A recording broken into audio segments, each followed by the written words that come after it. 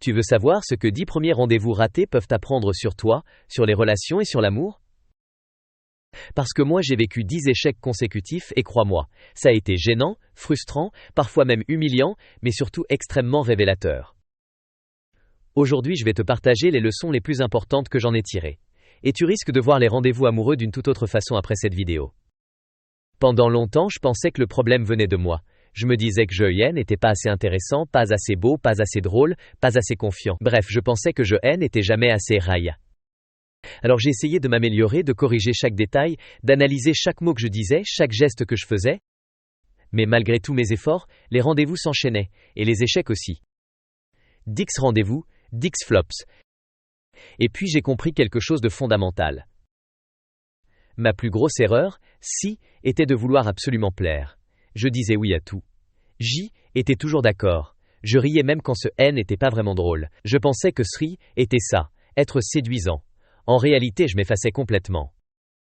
À force de vouloir correspondre à ce que l'autre attendait, je devenais fade, sans relief, sans personnalité. Et la vérité, c'est que ce qui attire vraiment, ce n'est pas la perfection, ni l'approbation constante, c'est l'authenticité.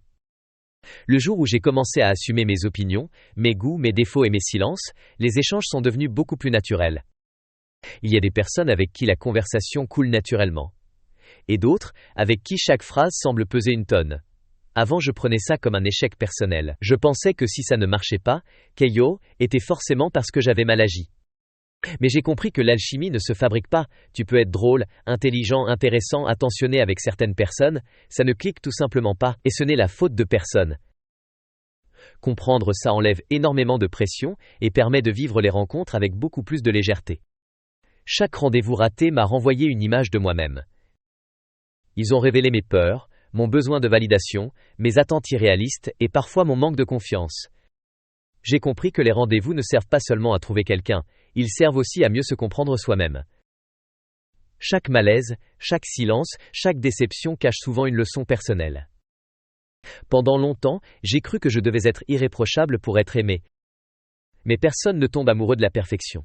Les gens tombent amoureux d'une énergie, d'une sincérité, d'une vulnérabilité. Ce sont nos imperfections qui nous rendent humains et attachants. Quand j'ai accepté de ne plus jouer un rôle, tout est devenu plus simple. Ce qui a tout changé.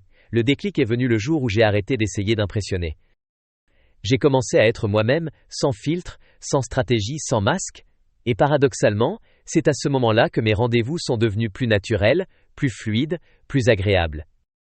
Moins d'attente, moins de pression, plus de plaisir. Ces 10 rendez-vous ratés ont été mes meilleurs professeurs. Ils m'ont appris que l'échec n'est pas une fin mais une étape. Si tu vis des déceptions amoureuses, rappelle-toi d'une chose, tu échoues pas, tu apprends. Et parfois il faut plusieurs mauvaises rencontres pour être prêt à vivre la bonne. Si cette vidéo t'a parlé, pense à t'abonner, à liker et à partager ton expérience en commentaire. Quelle est la plus grande leçon que tu as apprise après un rendez-vous raté ?